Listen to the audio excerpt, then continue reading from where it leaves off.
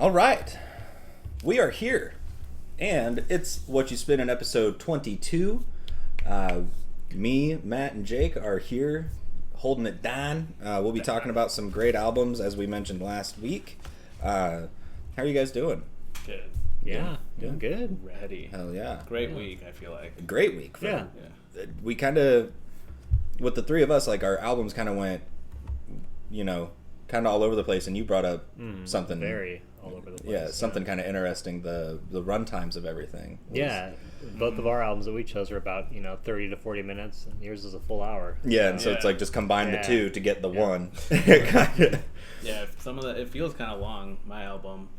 But because it's very dense. Like there's a lot of shit going on. But you listen, like as you listen to it cover to cover, you're like, that actually went by. That was like one of the fastest hours of my life, basically. That's harder to do too, especially with like shorter albums. You have to like compress everything just in like 10 tracks. Yeah, exactly. But we'll touch on some more of that later down the line. We're going to go ahead and dive into my pick for this week. We're back at Matt's place, so we do have the screen with the album cover on it. We're going with the self-titled debut from the XX. I've been underwater, breathing out and in. I think I'm losing where you end and I begin. Basic space, open air. Don't look away when there's nothing there. I'm setting us in stone, piece by piece, before I'm alone. Airtight before we break. Keep it in, keep us safe. Let's pull a boiling wax, I'm getting in. Some kind of like indie electro kind of music. It's another one that's kind of like hard to exactly pinpoint, but it does have like the indie aspect. Jamie XX tears it up the entire album with the production side. It's like very indie pop, indie like electronic kind of. Yeah, very much so. I personally love this album. It was one of the first albums I purchased on vinyl, and then when I sold it and started recollecting, this was like the third one I got again. So definitely very fond of it. What did you guys have to say about it? I really liked it. I've heard of this like for the longest time. Not when it came out necessarily, but it was because it was around a lot. Like I heard a lot of the songs like in like TV shows or movies or something like that or commercials. And then like a year or so after, I was like, oh, okay, they have like a full album, and like that's kind of where I like found out about them.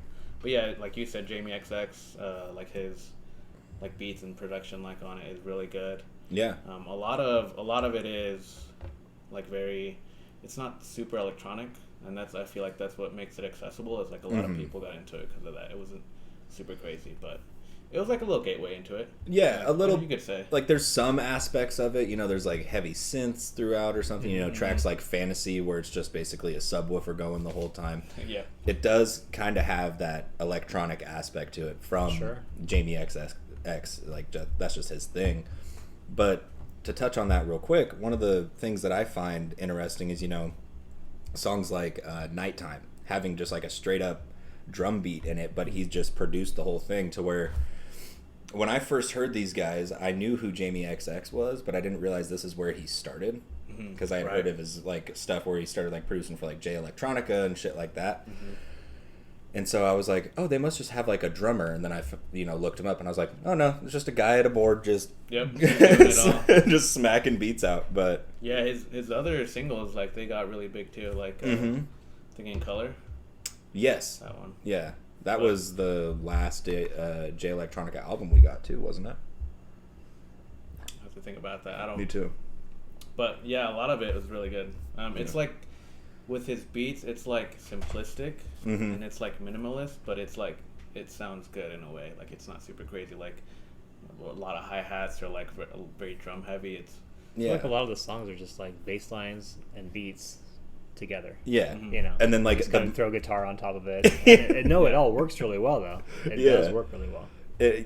You just took the words out of my mouth. I was like, yeah, and then they just throw like a very soft, light guitar riff, nothing too insane. Like, Yeah, a lot of it they do have those little, like a small section of the song that'll have like just instrumental, and you could hear someone like playing the guitar. Mm-hmm. Yeah, and both of the vocalists play the lady Rami or whatever her name is. She plays, yeah, she plays guitar, and then Oliver plays bass, and they both sing as well. Mm-hmm. The vocalists. And it's like, this is kind of, I don't think I've heard much like this since. I think it was very influential for that time when it came out in 2009, and it just kind of set that bar for that kind of indie, you know. Yeah, because a lot of bands, you know, that was like 2009. Yeah, this did kind of like set a precedent, but then into, you know, like 2016, 2017, we saw a massive rise in the indie rock, indie pop kind of movement. You know, bands like Passion Pit started coming out, Young the Giant, and, you know, some of those bands really did have some of that electronic kind of influence in them, which I thought that was pretty cool. Yeah, that's actually a good point that you bring that up, because I noticed that now. Yeah, like Passion Pit, all of the MGMT, like they all kind of have this, like, it's electronic, but it's kind of like indie, a little bit more indie based. Well, and then you could also even bring up, you know, bands like Two Door Cinema Club had some softer kind of songs that were kind of more mellow, and, you know, MGMT, great pull there. 2009, dang, that's a good time too, especially because at that point, like dubstep and all this like house music, it was starting to come up too. Yeah, and so they they managed to take aspects from all of the things that were kind of getting big and kind of make it this really well put together, well written kind of project that was its own niche at the time and is still very much, you know, you're not getting stuff like this. I mean, the closest thing you could do is like the lo-fi movement, but that's very beat driven. Right. Yeah. Whereas this is just, it's very eclectic, very soft. You know? It is eclectic in the sense of even the album title being the Roman numeral for 20, and I believe all the band members were in that age range around 20 when they made the album, which is like cool little stamp on your album. Yeah, you know, exactly. You putting all your soul into it, you know, adding everything in there. I think that's pretty cool.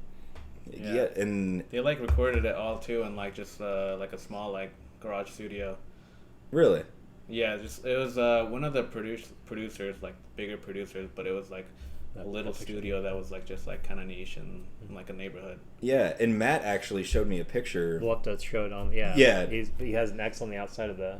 Yeah, it's just like on the side of a house, like basically. Yeah, and there's a big old X. Yeah, I thought that was. I didn't know about that until Matt showed it to me like an hour ago. But one of the other things that I like, you guys kind of, Jacob, you kind of just touched on this. One of my favorite things about this is the songs, all of them go someplace. You know, they either start off like VCR, just starts off with that little xylophone, and then that bass line kicks in, and then the drums, and so all of them, you know, whether they start off with all of the instrumentation there, and, you know, they start off big, they kind of go into various places to where everything will drop out, but like the guitar riff, say on like Islands, it's another good example of that.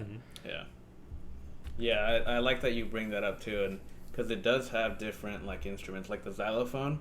When I reheard that again on VCR, like it, I don't know, it drew me back to like being in like school. And I feel like I could play this, like, you know, it's very like simplistic, but it sounds like so fucking good. And then it leads into a guitar, and then it leads into more like beats.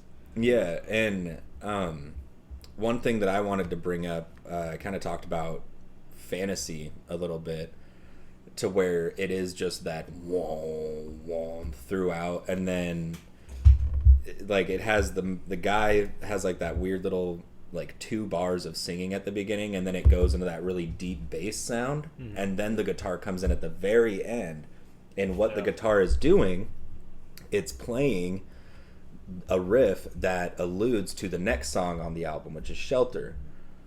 And the guitar riff that he's playing is the same kind of harmony and melody that the chick vocalist is singing on Shelter for the verse. And so just like when we brought up Enema and I talked about intermission into Jimmy, it's the same thing. I was listening to this week, and I was like, no shit.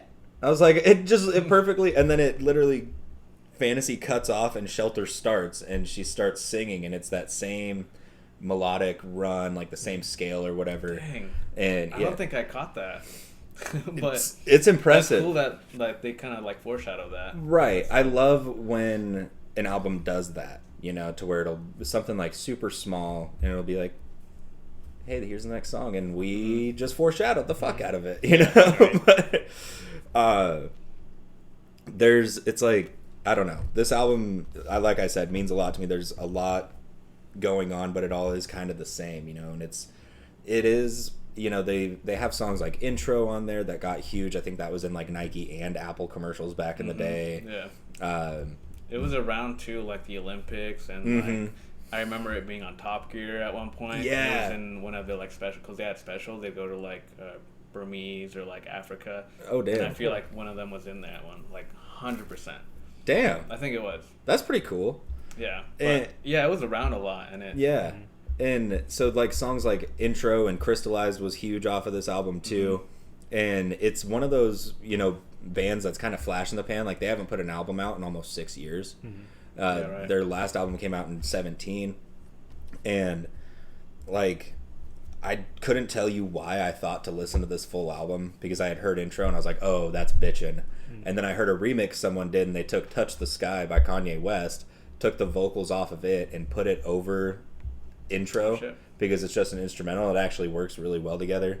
And I was like, listening to Intro a shit ton like my senior year of high school, and I was like, let's see what this whole album's about. And then it was one of the first vinyls I bought, and this was like my studying album. I would just put this on and like write essays or do math homework type of shit. That's cool. Yeah.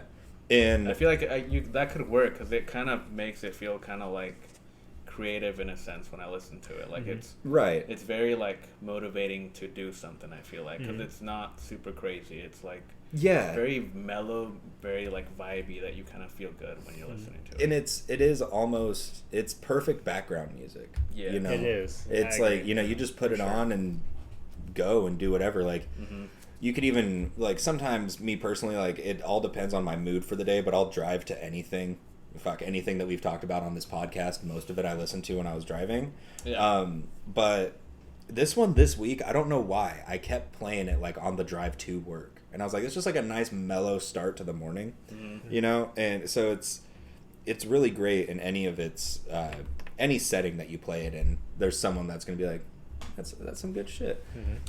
And as the title of this podcast suggests, Whatchu Spinnin', we got to talk about the vinyl release.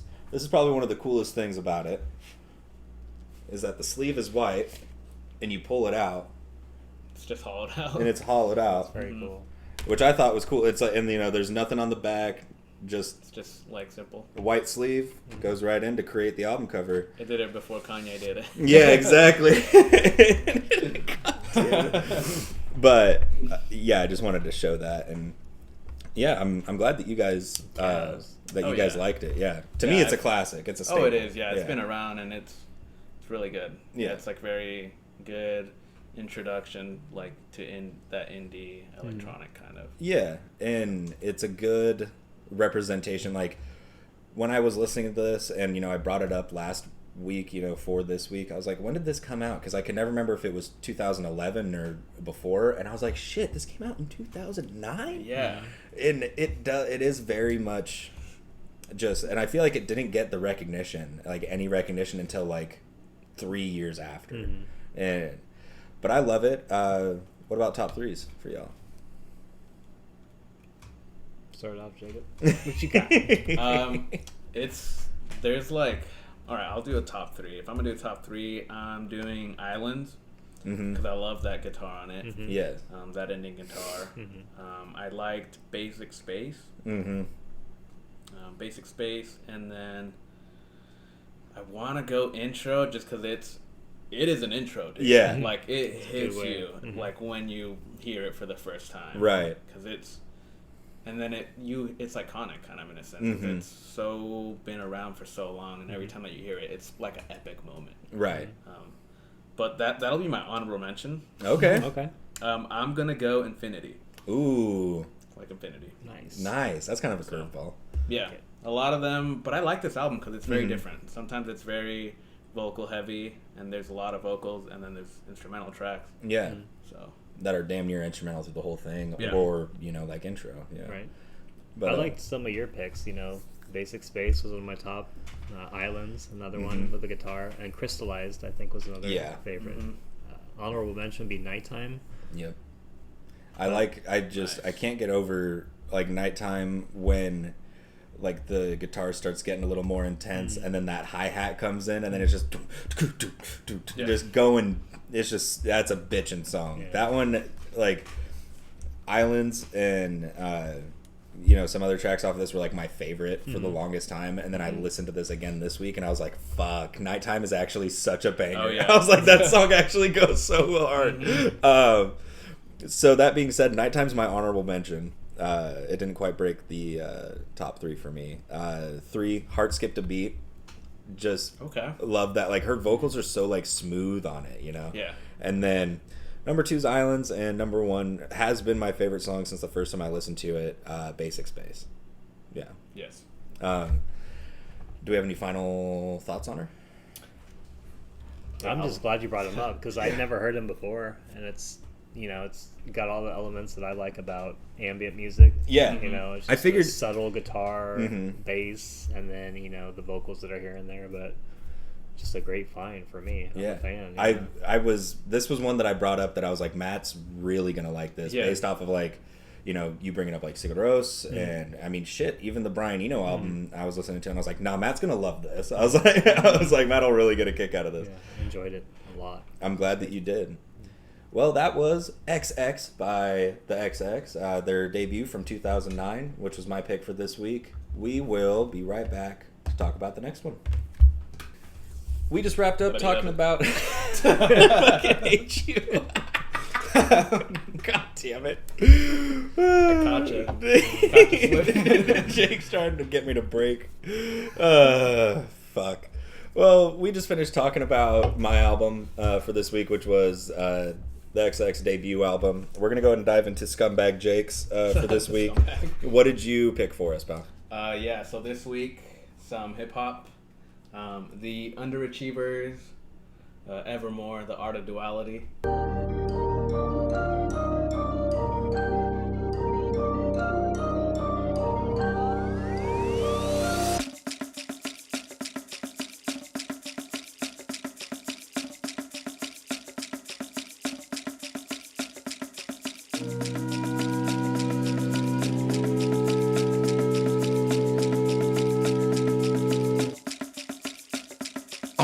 Flashback, see no feature in my past acts. Backstrap fit me, listen, had no pad packed. Bad stats in my school, mom and dad's bad. So what's a youngin' to do when cops flash badge? I mean, I always had a knack for rap. Ill map, ready to die, etc. Tracks. Feel trapped, put on the track, you feelin' relaxed. I just wanna do the same shit with my crack. This album is their 4th album? Yeah, I believe so. They had like 2 mixtapes, Lords of Flatbush, and then they had Indigoism, and then this one came out Cellar Door. Yeah, and then this is like their 4th one, I think. It came out 2015.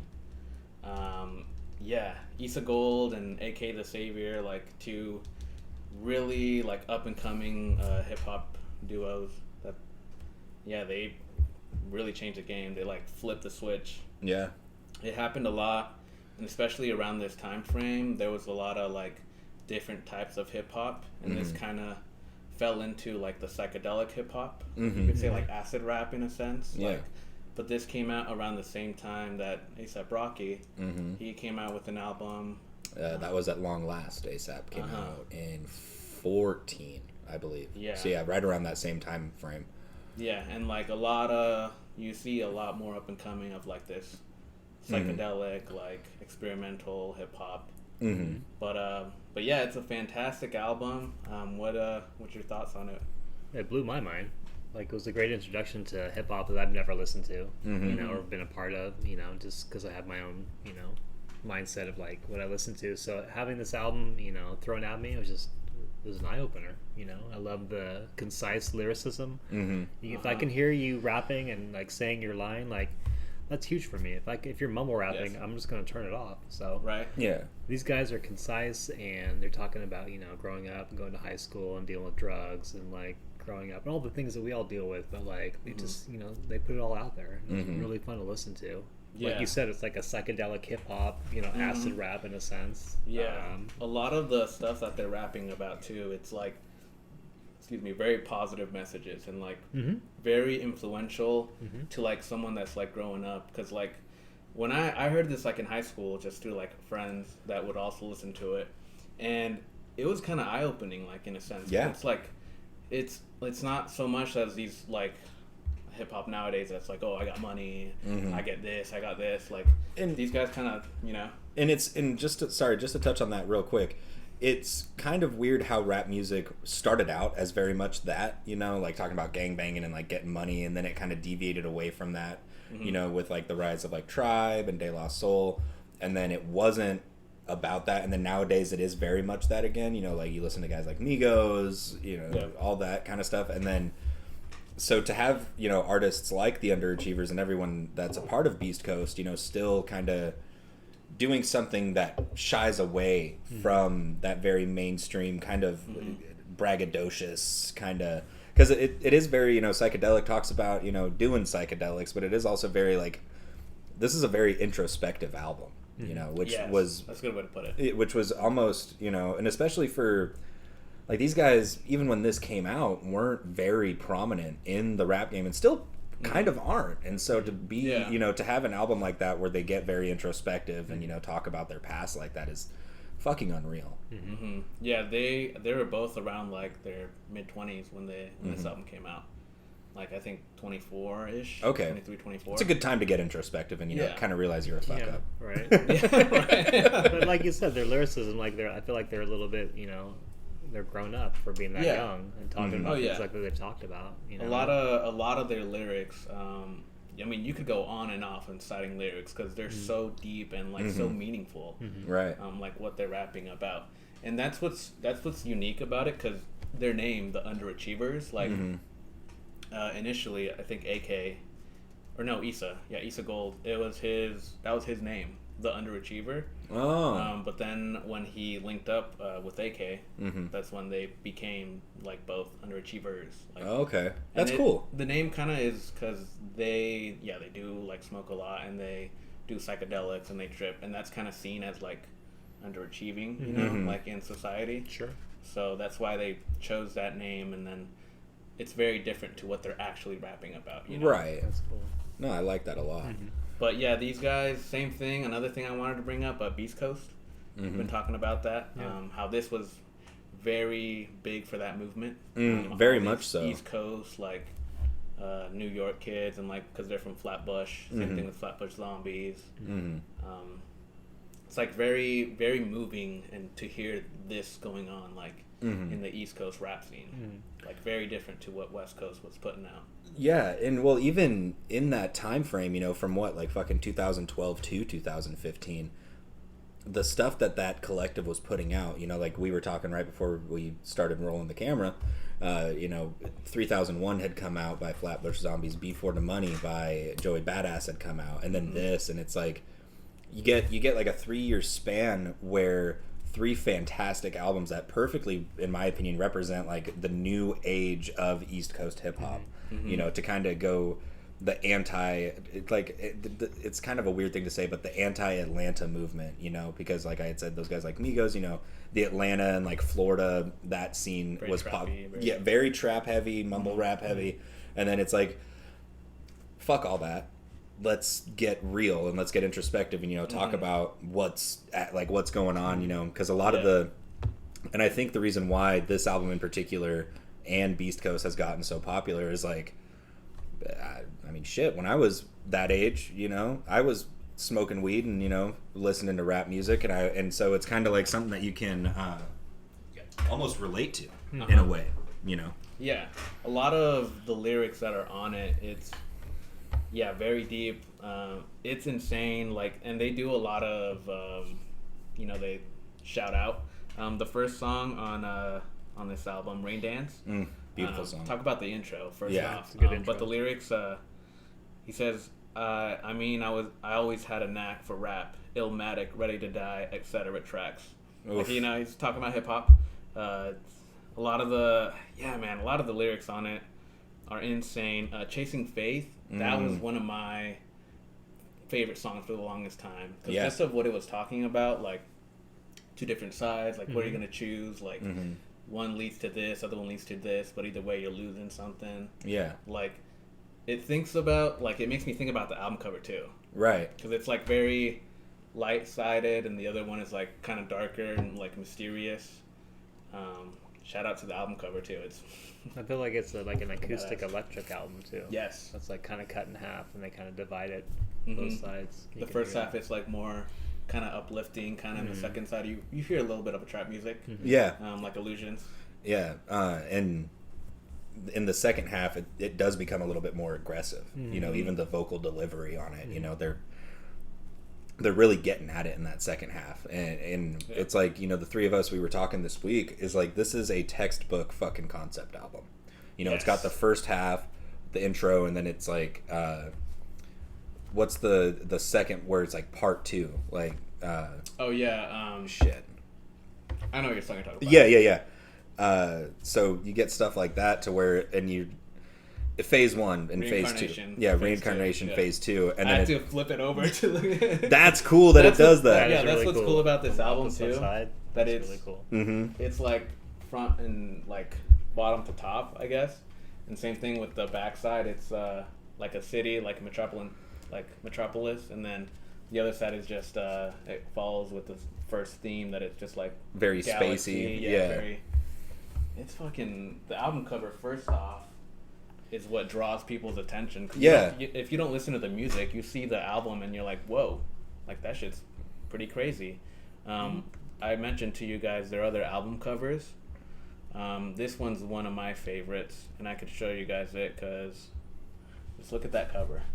Yeah, I remember that. You could probably one. show That's that, even but crazier than this one. Right? They're like superheroes, and there's like buildings really cool. And like statues floating around them because it's kind of like collapsing into each other. Like, it's very creative and very introspective. Like, it's very thought of. Like, and it's a lot of thought goes into it, you could say. Making an album a full release and a full package. You know, like really putting that time and effort into making. You know, even the fucking fact you had to flip it either way in order to see what the track list is, that's unheard of still. And what's up? No, you go. Oh, I was going to bring up a cool fact. What's it? Flying Lotus. Yeah. When he signed them, he flew him out because he had heard of them, and he flew them out to LA. And the first time he heard of them, apparently in like 20 seconds, he signed them, like, of the first song. Yeah, when they put a song for him to listen to, like, the first 20 seconds, he was like, all right, I'm signing you guys. Jesus. Yeah. That's unreal. That's actually pretty legit. Yeah. And Flying Lotus, that is pretty... That's pretty big. Yeah. Yeah. Coming from, like, Flatbush in New York, like, it's very, you know, the area over there, the scene, and then for you getting an opportunity like that, like, it just happening like that, like... Yeah. It's unheard crazy. Of. Yeah. You kind of mentioned it because I told you that Illusions is probably still my favorite Underachievers song. Just that second part, I don't know who it is, like it's a philosopher talking, and he's like, just as your heart beats without anyone's permission, so your mind thinks without anyone's permission, and then it kicks in, and who is the one on the second part of that, where he's like, who put the God inside you, check in... Issa, where he says, who put the God inside you, check inside your mirror. And then it goes on to say, like, you're connected to the social placenta and shit. I'm like, dude, the first time I heard that, and I was like fucking 19, I was like, what? Yes. What the fuck, dude? And it was a once-a-day song for me at the time. His delivery in that, too, Issa Gold, like, he knows what he's saying means something. Like, he's saying it, like, it's with so much power. It's fucking crazy. You hear that a lot with Issa Gold. I love him as he's a good MC. He's a good lyricist, you know. Yeah. One of my favorite lyrics from him on, I think it's Shining on Gold, when he talks about addiction. Addiction leads to depression, and in depression you're taught some lessons. If you listen and keep on pushing, with no solution, cause evolution. I'm just like... Yeah. God damn. There is cool rhymes, dude. There is endless freaking quotes on this thing, dude. We could have a whole episode just dissecting the lyrics behind this album. Right. There's one that I wanted to take because I thought was real interesting on what track is this? Hold on. Go away. All right. Well, it's the Duelist. That's what it is. Yeah. That beat on the Duelist. Oh, dude. So good. But he says every second camera pressing. Enjoy the moments you blessed with. Instead of Instagram flexing, we all evolve. So don't sweat it. Yeah. That it's like, line. It's like, you know, kind of live in the moment. Like be present, be there. Like that's. It's very. Oh, dude. I don't know about it. The lyricism on it is. It's very good. Yeah, it is good. It's incredible. And it's, oh, fuck. There's just everything from the lyricism to the way they deliver it to the beats that they chose. Like on Star Signs, that synth beat in the beginning of it is just like, good God. Yes. Illusions and Allusions, how they're very different. Like Illusions is a lot more in your face, and it's like has some trap aspects, and Illusions it's a lot more like thinking about it. And like, it's man, it's so creative, and like it's a perfect like concept album. Like and the fact that either of those tracks, you know, you get Illusions at the first half, and then you get Illusions at the second half. Really, and they really do. You could almost like just say you could show somebody just those two songs and be like, and they would either think that it's off of two different albums, or they would be like, yeah, this is like two different sides to a project, because they are so fucking polarizing. Like just they're so polar opposite almost to where and it's unreal to me that they managed to perfectly do that on an album. You know, be like, we do this, but we also do this, and we have enough material to make an hour-long album showcasing both of those sides. Like the two different sides, Exactly. And I just, God, dude. I hadn't listened to this in a minute since, and then you brought it up, and I was like, listening to all of it, and it immediately just took me back like 6-7 years. I was like, fuck, man. Yeah. Great pick. The after-school activities. Oh, yeah. The extracurriculars. For real. No, I feel like the Underachievers, they're a little bit more of like the underrated in that Beast Coast movement. Absolutely, yeah. And you could see why, because they're like, the stuff that they're rapping about, it's like very conscious and it is very thought of. But yeah, another cool thing, because I've been a fan of these guys for the longest.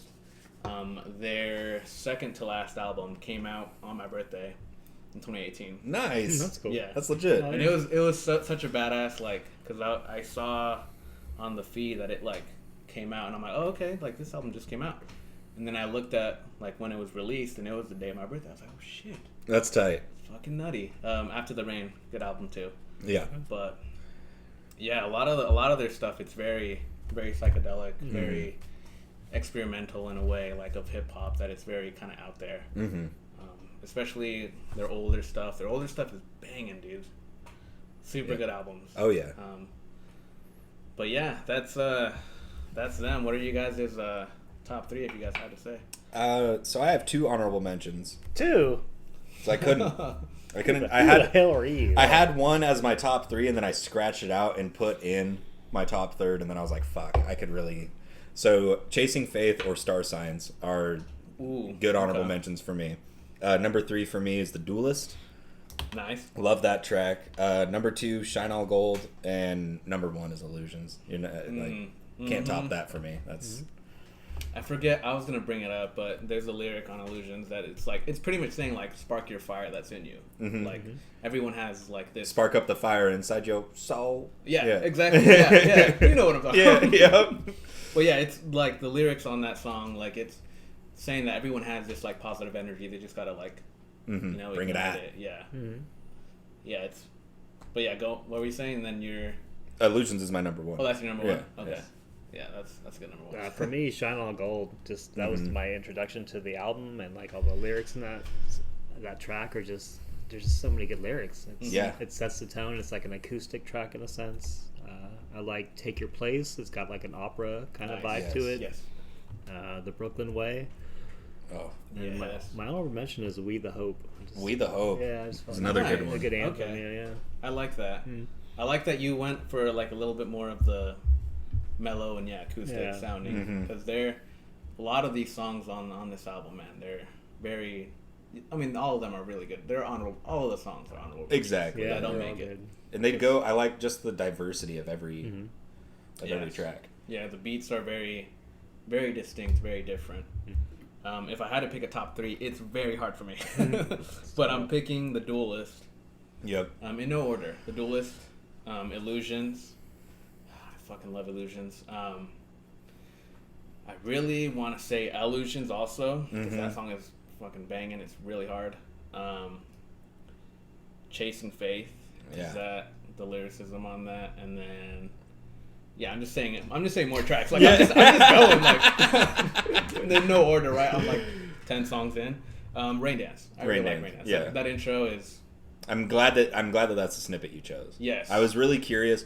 Every week when we do these albums, you know, I listen to them, and you know, we all like each other's albums for various reasons. Yeah, but I'm always interested based off of what I take away from the album, what your guys' snippet is, like what you're gonna choose for that, because it's like that's like your stamp of like, hey, this is the, if I were to show anybody this album, this, and you know, this would be my favorite song to show them, you know. So I was kind of surprised. I was like surprised, but I was like, yeah, no, that's a good fucking pick. Yeah. But the fact that it's the first song on the album, and it's like your introduction, like, oh, whoa. Yeah. It's like we're into two it. different sounds. Yeah.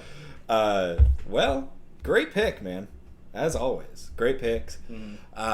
That was Evermore, The Art of Duality by Underachievers, which was Monsieur Jake's pick for this week. We will go ahead and get right into Matt's. Yo, Matt. Yes. My weird album.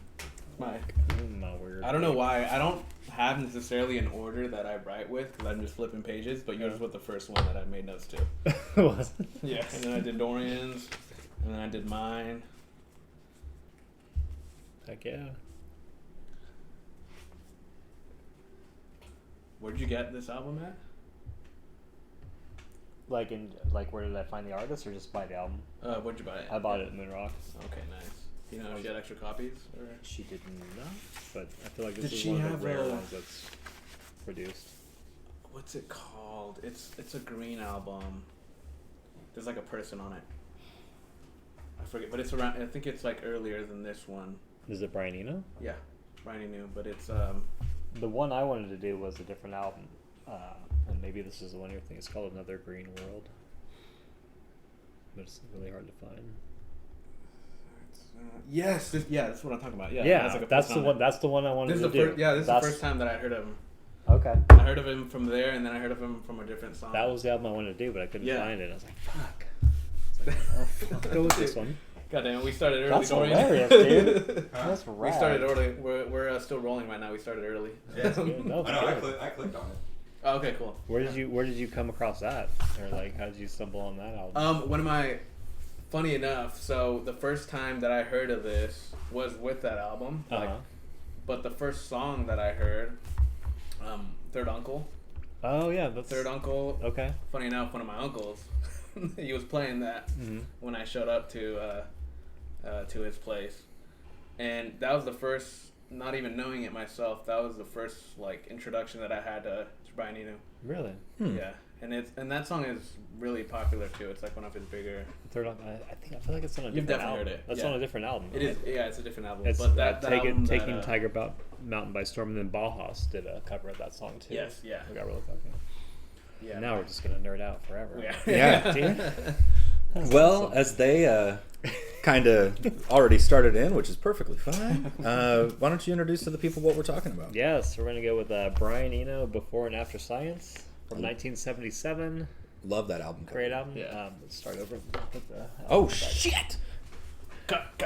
Technical difficulties. you gotta put in the buzzing and the. It's like dude, I should. That's hilarious. Dorian, that's what you're editing next. But put in the TV static when you're switching channels. Yeah, that it's right. like error.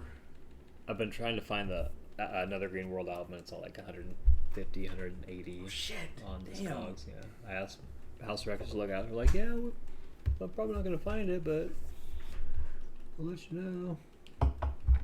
If you tell them, will they like order you stuff? Mm-hmm. They will order anything they can find. That's dope. That's how I got that Incubus album. Oh, okay. But if they can't find it, they'll be like, no. And then at that point, you're like, well, Discogs can help me. Yeah. But I think at that point, you're just going with different pressings that are made in UK or Germany or something like that, which is fine. You get it on vinyl. I don't give a shit where it's pressed. Right. Yeah. Exactly the same. But yeah, that was the first time I got introduced to it. That's cool. Because that album has a lot more instrumentals on it, which that's what I was looking for. This one has a few, but okay. Should we start over? No, just keep going. Okay. Here. Sweet. So yeah, Brian Eno, 1977. I am on an open sea, just drifting as the hours go slowly by.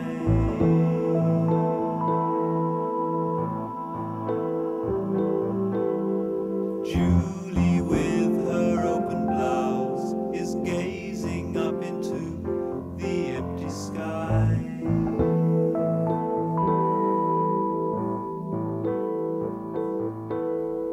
Now it seems to be so strange here.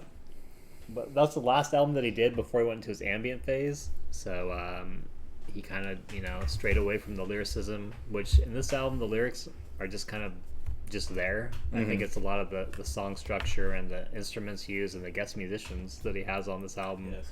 That's what the album's about. The lyrics are just kind of there for whatever reason. It's a very eclectic album for 1977. Songs are, a little slower, instrumental, but then you got songs like King's Lead Hat that are very like which are fun to listen to. I've been a fan for a long time based on some of his other works and his other collaborations, but what do you guys think? I loved it. It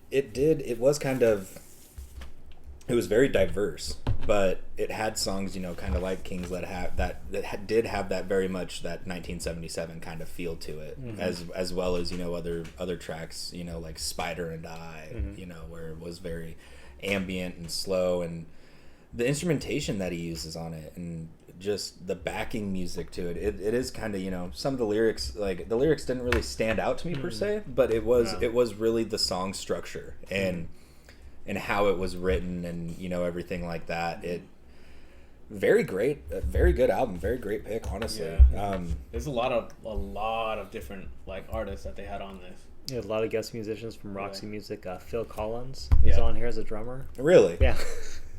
What the fuck? Yeah, right. Before Genesis or during Genesis? During Genesis, yeah. Yeah. But he just wow. Yeah. And a lot of different artists. I was looking at the list. I was like, holy shit, they had this many people. Yeah. Very talented. And King's Lead Hat is, I guess, an anagram for Talking Heads, because Brian Eno worked with Talking Heads a lot. No shit. Did a lot of their albums. And that was how I knew, because you and I were talking about this before Jake got here. We were talking about Brian Eno, and I was like, I've heard of him somewhere. I was like, was he in anything before? And you had mentioned Roxy Music. And then you were like, but he did produce like the first 3 Talking Heads albums. Mm-hmm. And I was like, that's where I know him from, is because I had read up on that. Mm-hmm. And so this was kind of like my first deep dive into fully diving into a full Brian Eno project. Mm-hmm. God damn, I was blown away. Mm-hmm. Like, and the fact that this was kind of his last one that had music like this on it before he started doing like more eclectic ambient instrumental stuff is pretty cool. I want to go listen to that other shit though too, because that sounds entertaining. Like, we were talking about it before. I just had it up, but I forget about it. But that Green album, Another Green World, that's also like one of his like more like I guess influential albums that he did. That it was like very big. Okay. I mean, it came out a couple years before this album. But yeah, you hear him. He also worked with U2, and Coldplay. A lot of different artists that he produced for in a couple films, I feel like. Okay. But yeah, he's like a very talented. I think he got like in some Hall of Fames or whatever, like the hell. But yeah, he did 2 of David Bowie's albums, Heroes. Yes. Oh, okay. And the Low album, he's produced on those. Damn. So he's done a lot of shit. Huge David Bowie album. Yeah. That's why like this is so diverse and has so much going on, I guess, is because, I mean, or I guess it's a good like foreshadowing to, hey, yeah, he put this album out, and then go look at what else he ended up doing afterward. Right. And he wasn't really a musician when he was with Roxy Music. He didn't have any formal training. He was just kind of the guy in the back making all the sounds and, you know, learning about the synthesizers and all the things that were coming out in the early late 70s. Damn. And so he would like classify himself like with all these other musicians that are classically trained and have been doing this for years. Like, I'm not a musician. Yeah. I'm just a guy. And so he like alienated himself a little bit. Yeah. And I think that's why he kind of branched out on his own. It's like, hey, I can do other things. I can, you know, write music and I can do other things as well. So interesting. He's a really cool artist. Well, obviously, he can produce for some of the best artists we all love. Mm-hmm. Yeah, that's especially some of his other, because yeah, like you guys have said, this is like one of his last albums that he had with a lot of different instrumentation. Where before he went like very ambient and very like not moody, but it's like very. It is definitely moody for it's sure. Kind of moody, yeah. His newer stuff, it's like very very mellowed out and very. Like very different to what it's like dinner music. You can put in the background when you're listening to, yeah. You know, when you're making dinner or like having a meal with people and conversing, or just in the background. Mm-hmm. A lot of the songs, you know. And some of it will like sit there and catch your ear. Mm-hmm. Like I was listening to this while I was just at work doing my thing, and you know, I was able to, you know, pick something out from every song that I liked, and then. There were some times where I would just like, you know, kind of treat it as background music, just doing my thing. And then like, I think the first time I listened to it, Backwater came on and I was like, okay. I was like, this is, I don't know why, but I fucking love that song. I love it. I feel like cheesy as hell. Water. Yeah. Like, I don't know why, but it's just like, I was sitting there, I was like, it's like, I think it's that bass in the beginning of it. I was like, damn, this is actually pretty cool. I don't know why, but I liked it. And so it had those moments to where it could be very much like you could just have it as background music, but there's going to be something at some point that'll catch somebody's ear. Yeah, for sure. I like the first song. What is it? No One Receiving? Yeah, No One Receiving is very good. Yeah, No One Receiving, that first, I think it's a great starter to the album, that it kind of shows that, because he's singing on it, right? Mm-hmm.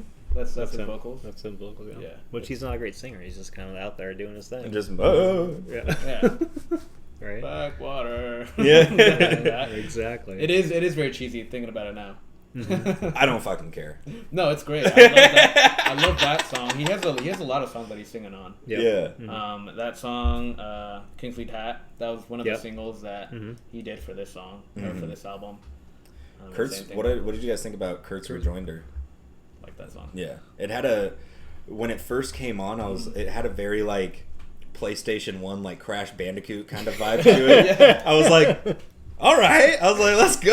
Like, I don't know why, but I just imagined like fucking Crash Bandicoot. Yeah. That's the one with like the accordion on it, right? Like, the accordion in it. Yeah, and it just starts out and it's just like super, like just going. I was like, shit, okay. Where's Crash? Yeah.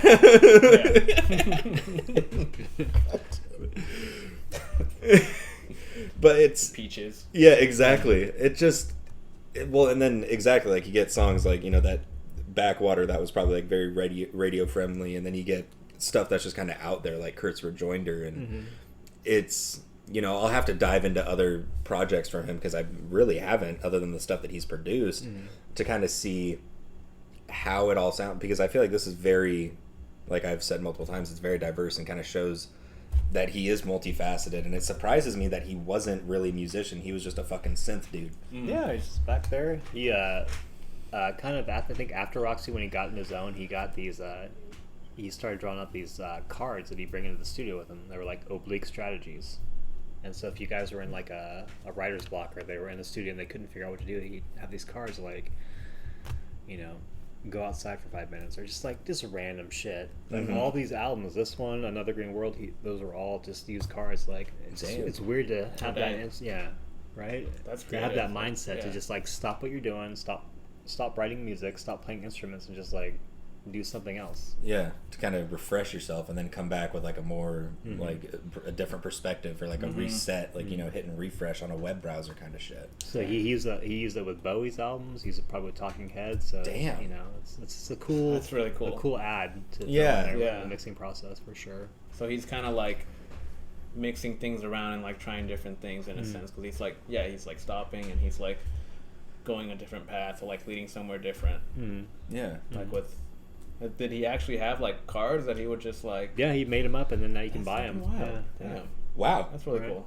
You can buy them? Yeah, you can buy them. Yeah, that's probably, cool. Probably a pretty penny, but I'm gonna use that for my next talent show. Oblique strategies. Here we go. That's cool though. One song that I did want to bring up. What do you guys think of "By This River"? That's my honorable mention. Same for the piano. It's so good. That piano, like in it. Yeah, it kind of, for some reason, when I was listening to it, reminded me of Minecraft. Yeah, I can see that. Yeah, like I could be like mining something or building a house in Minecraft with this in the background. Yeah, and I love Minecraft music. Yeah. Like the soundtrack to it is really fucking good. And I was like Minecraft. Yeah. Very mellow, very ambient, very peaceful. And to kind of just to compare it to something for recency, it kind of, to me at least, I felt that it had almost two different halves to it, which is insane to say for a 10-track 38-minute album or 39-minute, but you get through like King's Lead Hat and then into Here He Comes, and then from Julie With on it kind of switches to where there's nothing, it's not very, I don't know an exact word, but it's not as like upbeat or bright. It's slow. It's like you're on a freeway and then you hit a school zone. Like it has that. It does very much like slow down, and then you get songs like "By This River," which is very piano heavy and stuff like that. Through Hollowlands also very peaceful. Another instrumental. Like you mentioned that. Like I feel like the first half it's kind of like rock. A little, very much like so. very soft rock, and then the second half, that's when it's like more instrumental, ambient, just very like sound heavy with like peaceful sounds and like the piano. Right. So that's cool that he does that. That it's two kind of different sides of what he can do if he has like these really talented artists and musicians working with him, and then he's kind of more leaning towards it's like not beat heavy, but they're like just ambient sounds and like the production that it's very mellow, which kind of segues into the albums that he did after this, the stuff that he was doing after this. No, I was very impressed, honestly. I was shocked that it was one of those that I was, by the end of it, I was like really kind of starting to wrap my head around that it was kind of a two-parter, and then it ended, and I was like, I kind of wanted some more out of that. Like we were on a good path there. Yeah. I thought I read up too on an article that someone did for this that they had 100 tracks. They did. What? They had 100 tracks that they were going to pick up. That is true. And then they scrapped 90% of them. Yeah. Holy shit. And just picked 10 songs out of 100. It's like when we were talking about Melancholy by Smashing Pumpkins, how like the only version of it on Spotify is 9 hours long, and it's like the deluxe ultimate remaster edition. Imagine them doing that for this. And you wonder what happened to the rest of those tracks. I don't think they ever did anything with them, or they're not available. But really, it's like what? That's so pretty weird. crazy. That is wild. Yeah. That shows a lot of creativity, honestly. To be sitting down to like produce one album, track after track, and you just get 100 songs. It's like, well, shit, pick your favorites. Yeah. Which ones did you really gel with? Yeah. Right. God, they had all these people, so I see how it could happen. Like all those different musicians. Yeah, like 100 songs, just because there's so many different. Yeah, the creativity is just out there, and it's. God, that's insane. But yeah, I read that. I was like, holy fuck. Yeah. 100 songs. And they still pressed it down just to 10 songs. Yeah. Like they could have put so much more on this. Yeah. And like, it's really incredible. And to think, man, that actually is fucking with me. The fact that there were 100 songs at one point. He worked, like Jacob said, he worked with so many different musicians. Robert Fripp from King Crimson was a big part of Brian Eno's. They did an album together called No Pussyfooting, which is all instrumental, but holy shit, very out there. Pretty cool. That's wow. That's unreal. I wish I would. I just read into like when this came out. I didn't read into all the different musicians on it. Yeah, no, it's very extensive. Very much so. Yeah, and that's insane that he had that much to go off of this. Mm-hmm. Mm-hmm. Well, and it kind of goes into also when you work with that many different types of musicians, you can kind of evade writer's block a little bit more, you know, because you'd be like, well, we were just working with Phil Collins. Like, what if we got, you know, Robert Fripp or somebody like that? Like, what? Like, fuck you. Like, get the next guy in here. We're hitting a roadblock. Get the other guy in here. Let's see where are my cards at? Yeah, where are my cards? 5 for you, 5 for me. Yeah, exactly. Go fish. Pick a car. Yeah. No, I love this. I'm glad that you brought it up because I spent the entire time that I was editing that instrumental day when you guys were talking about Jabroni off that Alchemist album, how it sounded like a Brian Eno track. Right, of course. And I was like, where the fuck do I know that name from? And then turns out that he was a massive producer. And then finally getting to dive into one of his solo projects, I was very happy with it. I will probably try to find it myself, not gonna lie. Was that what it was? Was it sampled off of a Brian Eno song? He did an album called More Music for Films, which is the album, and it was more. They're all instrumental tracks, and it was called Quartz. And that's the one you sent me, right? Yeah. Yep. Dang. And like you said, it was like he just picked up those, which is cool because Brian Eno would be like, hell yeah, use my shit, use my stuff, He knows what he's doing, yeah. That's fucking dope. But I'll start with the top 3. Hell yeah. I liked a lot of the instrumental tracks on this album because I like his ambient work. Julie With, because I think that's one of the rare instrumentals on there. Spider and I. Yeah. King's Lead Hat, because it's very up-tempo. Yeah. You know, it's got that beat to it. And then honorable mention be By This River for the piano riff. And that overall kind of, like you said, Minecraft and soft feel. Yeah. Very soothing. Based off of that, I'll go next. Honorable mention for me was By This River, as we had kind of mentioned. Number 3, King's Lead Hat, just because it was kind of towards the end of that first half, and it was like the most like 70s sounding song almost. And then number 2, Kurt's Rejoinder. Just when that song first kicked in, I was like, damn, all right. And then number 1, Backwater. I don't give a shit. I like that song. I like that that's your song. It was tight. It was tight. Yeah. What about you, man? I like, I'm kind of with Matt on this one. I like the instrumental tracks. Because, it does lead into what he was doing afterwards. But probably number 1, No One Receiving. Yep. That's a solid intro to an album. That's so dense as this, that it's 10 tracks, and that's the first one you picked, like, out of 100. It says something, I feel like. Probably after that, I really liked Energy Fools, The Magician. That one was good too. That song's good. It's very synthy. Yes. It's kind of mysterious in a way. And then By This River, honorable mention, Julie With. Nice. I like that Julie With song. But good stuff. thanks for bringing this up, man. I'm gonna be looking out for that and the green one. Yeah, Another Green World. Yeah. Hell yeah. Well. Solid. That was Matt's pick for this week, Before and After Science by Brian Eno. We'll go ahead and get into the next one. Or our picks for next week. You have no idea. I see it. I'll saint it. I saint it. Oh, I saint it. Pure Moods. It's, the Dances in the Night album by Fleetwood Mac, actually. It's Tango in the Night, asshole. Tango in the Night. Son of a bitch. Oh, Matt. You're the best. Convict. Dude, we were talking about me. Oh, my God. I was making food yesterday, and Gavin was sitting there rolling, and he put on Convicted, and I was like, dog, I could go buy this. I was like, I could go buy this right now. They probably still got it there. They did last time I was there. Yeah. Someone got to bring up Akon, man. Start it. Start the trend. And that's what I did yesterday. I went and got it. Ja Rule next week. Don't try. So, as per usual, we're going to go ahead and dive into our picks for next week, at least introduce them. We'll go in the order as per usual. We'll go with me first. Going with an album that I'm very particularly fond of. I am picking Blonde by Frank Ocean. His last album to come out, 2017? It's been a while. Too long. Been too long. Very interesting. It just came. It just happened to be like its anniversary too. Like somewhat recently. I feel like. Yeah. But very good album. I'm ready. I have a lot to talk about that one. Interested to see what y'all got to say. But what about you?